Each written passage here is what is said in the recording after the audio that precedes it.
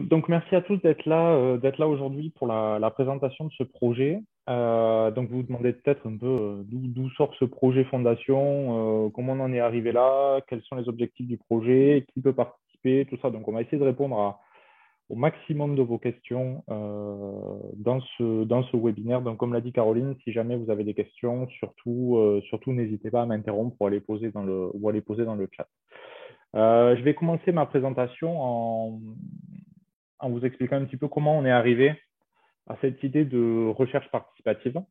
Et ensuite, je rentrerai un petit peu plus en détail dans le programme. Donc, pour commencer, une plante est un écosystème complexe. On retrouve des micro-organismes à tous les étages, que ce soit au niveau foliaire, au niveau racinaire. On les retrouve aussi dans l'endosphère, donc dans la plante. On retrouve plusieurs types de micro-organismes. On peut retrouver des champignons qui sont là pour la protection, des bactéries qui vont être là pour la stimulation de croissance, d'autres qui vont être là pour la fertilisation, la fixation d'azote atmosphérique, qui sont les plus connus.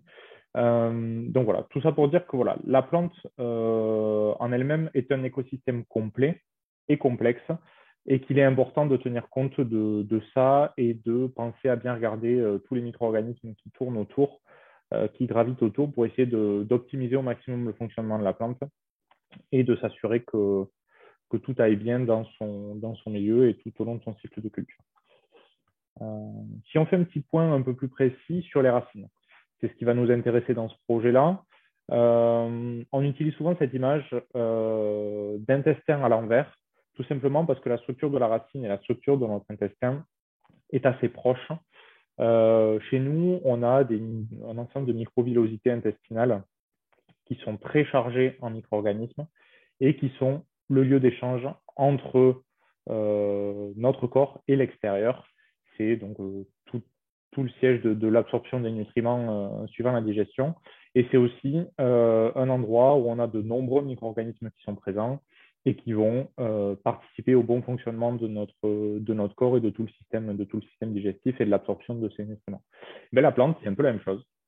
On a à peu près le même écosystème et le même principe de fonctionnement, mais à l'envers, tourné vers l'extérieur, c'est-à-dire que on retrouve nos microvillosités intestinales sous la forme des poils absorbants, qui sont donc le siège de l'absorption de différents nutriments, de l'eau, et c'est également une des zones, voire la zone dans laquelle la population de la concentration en micro-organismes est la plus importante dans le sol, avec présence de tout un tas de micro-organismes symbiotiques et utiles à la plante. Donc, on a vu qu'il y en avait beaucoup de micro-organismes qu'on en retrouve partout dans les sols, qu'il y a une diversité assez phénoménale une quantité assez phénoménale de micro-organismes. Du coup, on peut se poser la question, est-ce qu'il y a vraiment un intérêt à apporter des micro-organismes sur nos parcelles et pour nos plantes? On va essayer de répondre à cette question à travers les différentes slides qui vont suivre, mais globalement, nos pratiques ont sélectionné des souches de micro-organismes au travers du temps, en fonction de nos types de cultures, en fonction de nos travaux, des différents travaux qu'on a pu faire sur le sol, en fonction des rotations. On a fini par spécialiser un peu nos milieux et par sélectionner des micro-organismes et qui ne sont pas forcément les plus efficaces pour aider notre plante. Et on a aussi perdu aussi pas mal en diversité au cours de ces différentes années de culture. Donc, on vous présente ici une étude qui a été publiée début mars de cette année, donc 2021, une étude assez récente, qui présente l'évolution de deux types de bactéries plus précisément, dans la rhizosphère du maïs. Et ce qui est intéressant dans cette étude, ce qui est intéressant de noter, c'est le pas de temps et l'échelle de temps sur laquelle s'est modifiée cette population microbienne.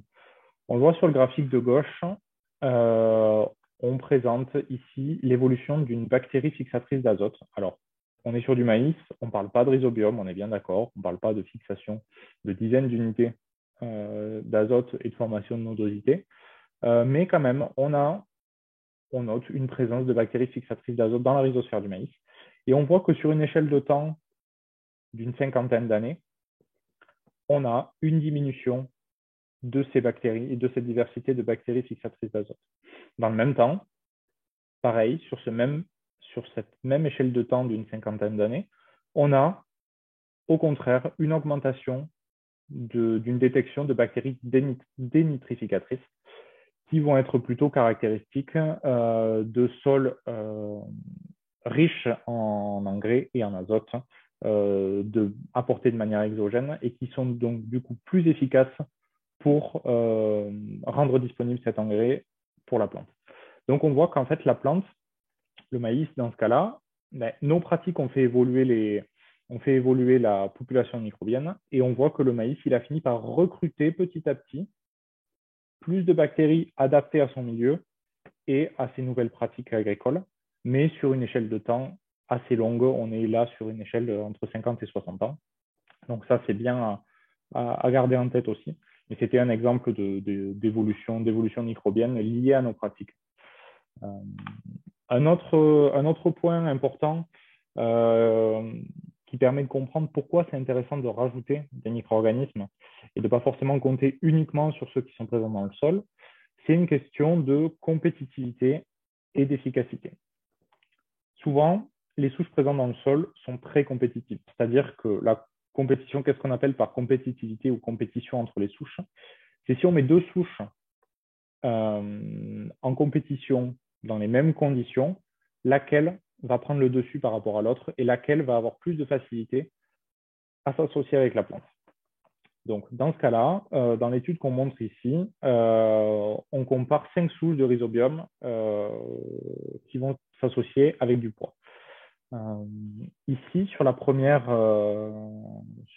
souche qu'on peut regarder, qui est en bleu ici, en bleu turquoise ici, on voit, alors pardon, avant d'aller plus loin, juste pour vous expliquer le graphique, en abscisse, la compétitivité des souches, plus on va vers la droite, plus on a une souche qui est compétitive.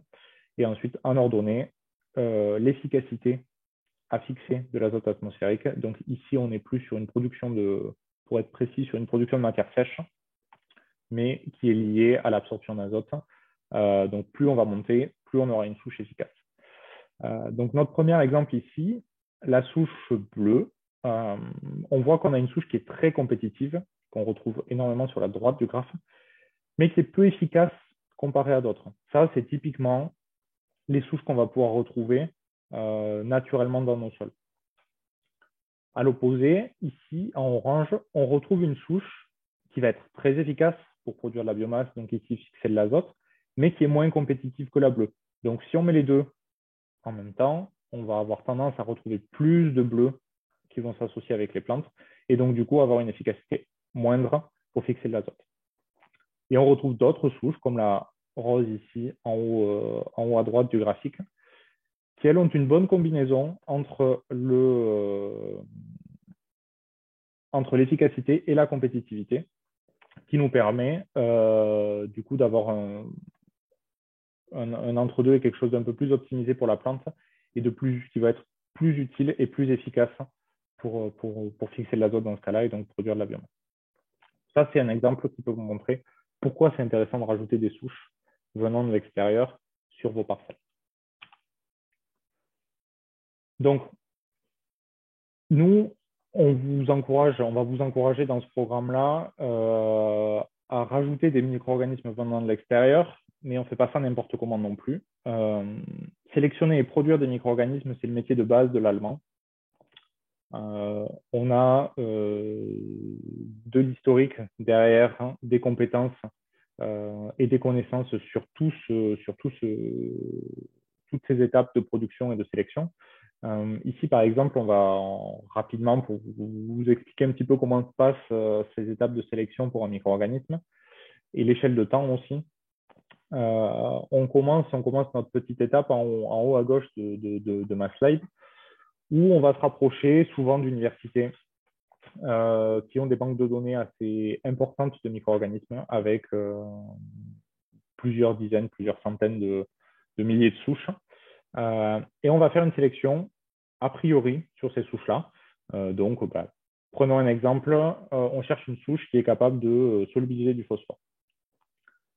Donc, avec la littérature et la bibliographie, on va sélectionner, faire un premier tri a priori sur ces souches-là. On va aussi éliminer dans un premier temps toutes les souches qu'on sait pathogènes ou qu'on pense probables pathogènes. On va les éliminer. On refera, bien sûr, tout au long du processus de sélection, des tests et des vérifications pour éliminer à chaque étape tout risque de contamination avec des souches pathogènes. Et donc, petit à petit, on va réduire ce nombre de souches à une centaine qu'on va commencer à tester en laboratoire, en boîte de pétri ou sous forme de test rapide, comme on peut voir en haut, où on va la mettre en condition pour tester l'élément qui nous intéresse, donc par exemple ici, la solubilisation du phosphore. Ça va nous permettre de refaire un tri pour arriver à peu près une dizaine de souches. Et ces souches-là, on va les mettre en contact avec la plante, voir si on est capable d'inoculer une plante, voir si on est capable de retrouver cette efficacité, dans notre cas de solubilisation de phosphore, dans un milieu naturel. On va comparer ces différentes souches, les tester, toujours pareil, en éliminer quelques-unes. L'idée étant d'arriver à un test au champ avec une ou deux souches maximum pour pouvoir commencer nos tests d'efficacité et tout le processus d'homologation du produit derrière. Toutes ces étapes-là, pour vous donner un ordre d'idée en termes d'échelle de temps, on est sur entre 8 et 10 ans en moyenne pour arriver à du point zéro jusqu'à la mise en commercialisation d'un produit. On est sur entre une échelle de temps de 8 à 10 ans. Mais au bout de ça, on a en main un micro-organisme qu'on connaît bien, qui sera bien documenté et qu'on va pouvoir apporter à l'agriculteur en toute confiance pour l'aider dans sa production, dans notre cas de maïs par exemple. Donc ça, c'était un petit peu les différentes étapes de pourquoi rajouter des micro-organismes, pourquoi est-ce que c'est intéressant de rajouter des micro-organismes dans vos parcelles et associés à vos cultures. C'était une première étape. Maintenant, deuxième étape, pourquoi est-ce qu'on passe par de la recherche participative? Tout simplement parce que l'expérience nous a montré que travailler avec des produits vivants, dans notre cas, on rencontre pas mal de problèmes, notamment en considérant les variabilités de sol qui sont assez importantes quand on travaille en micro-parcelles.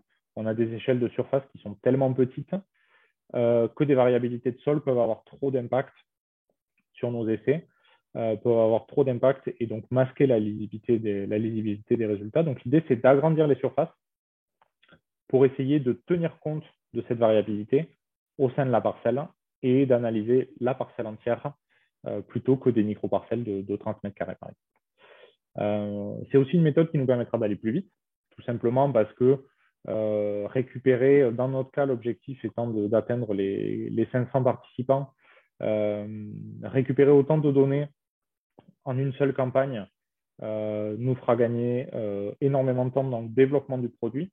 On est bien dans notre cas dans un programme de recherche, pas dans un programme de commercialisation.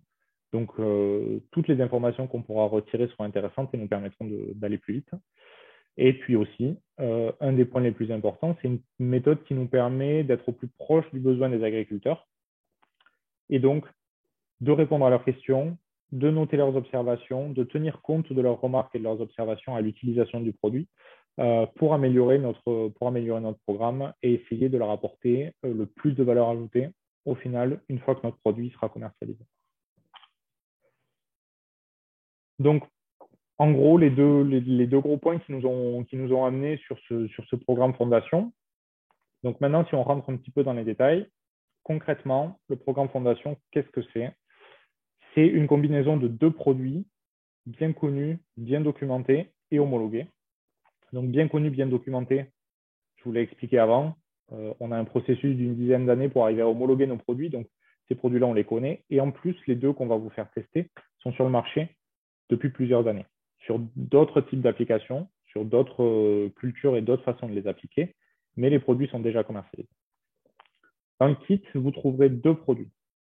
Un produit à base de champignons mycorhiziens et un produit à base de bactéries rhizosphériques dont on va parler un petit peu plus du mode d'action. Si on se concentre sur le champignon mycorhizien en premier, qui est la base de notre étude, le champignon mycorhizien va établir une connexion avec les racines, il va faire une véritable symbiose avec la racine, et il va développer son réseau d'if dans le sol pour aller prospecter le sol plus loin que ce que pourrait le faire la racine. On sait qu'on multiplie par 4 ou 5 en moyenne la surface de sol et le volume de sol prospecté par rapport à des racines. On forme une véritable, c'est une expression qu'on utilise beaucoup en interne, on forme une véritable autoroute à nutriments avec tout ce réseau d'if qui va être vraiment capable d'aller chercher des nutriments, chercher de l'eau beaucoup plus loin que ce que pourrait le faire la racine. Donc ça, c'est une première étape, une première brique au projet. La deuxième brique du projet, c'est une bactérie qui va coloniser les racines, mais aussi les ifs du champignon. Cette bactérie-là, elle a plusieurs propriétés. La première, stimuler la croissance racinaire. Avec des sécrétions d'hormones, on va aider la plante et stimuler la plante pour développer son système racinaire. Et donc, tout simplement augmenter la prospection racinaire, mais aussi augmenter le nombre de zones où notre champignon mycorhizien va pouvoir s'installer et donc lui donner plus d'espace pour pouvoir réaliser cette symbiose. Une deuxième action de la bactérie, dans notre cas, celle-ci est capable de solubiliser du phosphore. Donc, elle va permettre à la plante d'accéder plus facilement à ce nutriment-là. Elle solubilise du phosphore, alors pas sur toute la parcelle, on est bien d'accord. Tous les micro-organismes dont on parle ont une action dans la rhizosphère et au plus proche de la plante. On ne va pas changer du tout au tout la population de micro-organismes que vous avez dans votre parcelle. On travaille à l'échelle de la plante et de son système racinaire. Et ce qui est intéressant dans ces deux produits-là, c'est qu'on a un effet synergique de l'application des deux produits ensemble.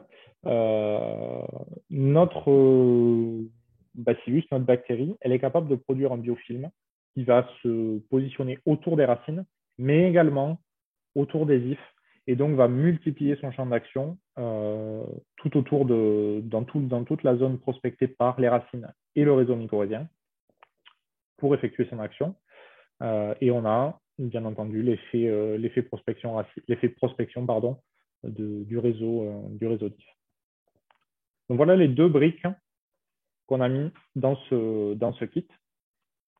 Et alors, la partie intéressante du programme et le point clé, la question à laquelle on veut répondre, c'est justement cette nouvelle méthode d'application. Alors, pourquoi nouvelle méthode? On pourrait me dire pourquoi est-ce qu'on ne met pas directement les mycorhizes sur le maïs? Eh bien, on a essayé. On a essayé pendant plusieurs années de mettre en place des mycorhizes directement sur maïs. Il se trouve que la mycorhize, pour mettre en place son réseau d'if, a une consommation d'énergie assez importante. Elle a un besoin d'énergie au démarrage qui est important. Cette énergie-là, elle va la puiser dans la plante avec laquelle elle a fait sa symbiose. Donc, si on applique notre mycorhize directement sur le maïs, elle va pomper de l'énergie au maïs pour développer son réseau avant de lui faire un retour.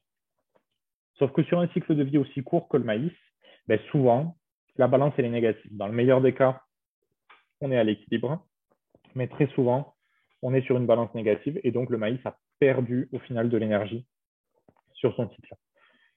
Ce n'est pas quelque chose qui pose problème sur des cultures pérennes, en vigne, en arbo, où la mycorhize est très développée et très connue, mais on est sur un cycle de vie de la plante de plusieurs années, ce qui permet d'être largement bénéficiaire en termes de retour d'énergie. Donc l'idée, c'est de faire supporter ce coût et cette charge énergétique et cette charge d'implantation par le couvert qui précède le maïs. Donc l'idée du programme, c'est d'appliquer les deux produits, la bactérie et la mycorhize, en application sur semence sur votre couvert d'interculture que vous aurez semé avant le maïs, donc à la fin de l'été, de lui laisser le temps de se développer pendant l'hiver, donc de faire supporter la charge d'installation par le couvert, de nourrir tout simplement la mycorhize avec le couvert. Et ensuite, une fois le couvert détruit, ou non d'ailleurs, on a des exemples de semis en direct dans les couverts vivants, de venir semer notre maïs au printemps prochain et donc de venir brancher le réseau de racines du maïs sur le réseau mycorhizien et en limitant ainsi au maximum l'impact et le besoin en énergie de la mycorhize qui est déjà installée dans le sol. Donc voilà, en gros, l'idée du programme et ce qu'on va chercher à évaluer au cours des 2 années qui vont venir dans ce programme. Donc concrètement, qu'est-ce qu'on vous offre? Avec ce programme-là, on vous offre les produits pour traiter 4 hectares de semences de couvert. Donc ça va vous permettre de traiter vos semences et de faire votre essai sur l'équivalent d'une surface de 4 hectares. Les participants, ils feront partie d'une communauté qui sera animée via l'application Landfile. Donc là, je laisserai Nicolas présenter l'application à la suite de ma présentation. L'idée est vraiment d'échanger librement entre nous, vous, de partager vos retours sur l'utilisation du kit, sur les différentes observations que vous pourrez faire sur vos parcelles, d'échanger entre vous, de nous faire remonter de l'information sous forme de petits questionnaires qu'on fera passer au fur et à mesure. Mais nous, on vous fera redescendre aussi de l'info, des synthèses d'informations régulièrement dans le projet, de l'information. Vous aurez accès à des formations, notamment la première qui vous est offerte par notre partenaire Écosystème, une formation en ligne sur les couverts végétaux. Et ensuite, on réalisera aussi des analyses un petit peu plus poussées sur certaines des parcelles. On sélectionnera une dizaine de parcelles sur tous les participants sur lesquels on ira faire des taux de mycorhization, des analyses de couverts et des analyses un petit peu plus poussées que sur l'ensemble, que sur le reste du groupe. Donc, pour essayer de résumer un petit peu, qui peut participer au projet? Tout agriculteur qui va semer un couvert long d'hiver, suivi d'un maïs. La seule contrainte qu'on a sur le couvert, c'est pas un couvert 100% crucifère, bien sûr, qui ne se mycorhize pas. En termes de travail de sol entre le couvert et le maïs, le plus superficiel possible sera le mieux. Du semi-direct, bien entendu, est l'idéal. Mais un travail du sol jusqu'à 15-20 cm ne posera pas de problème pour implanter le maïs sur le réseau mycorhizien. En termes de destruction de couvert, on a plein de possibilités. On pourra revenir sur ça si jamais vous avez des questions. Et donc voilà, l'intérêt, c'est vraiment de tester en avant-première une nouvelle méthode de mycorhization de votre maïs, de faire partie d'une communauté, d'échanger vos résultats, de vraiment discuter avec le groupe et d'échanger vos ressentis par rapport au projet, de bénéficier de formation. Et donc, en contrepartie de ça, on va vous demander différents engagements, notamment de s'engager à impliquer le produit, à respecter le protocole et donc de bien partager vos observations avec le groupe, ainsi qu'une participation à hauteur de 20 € pour une partie des frais logistiques pour la création du kit et l'envoi du kit. Voilà. Et on vous communiquera également à la fin du webinaire toutes les informations pour s'inscrire avec un site dédié spécifique au projet. Pour compléter un petit peu, voilà, sur ce projet-là, on est une équipe dédiée au projet de 5 personnes. On a une ligne téléphonique qui est dédiée pour répondre à vos questions en direct, même si bien sûr, échanger via l'application sera le plus intéressant. Donc voilà, on est vraiment avec vous sur ce projet-là et vous aurez toutes les informations nécessaires sur le site.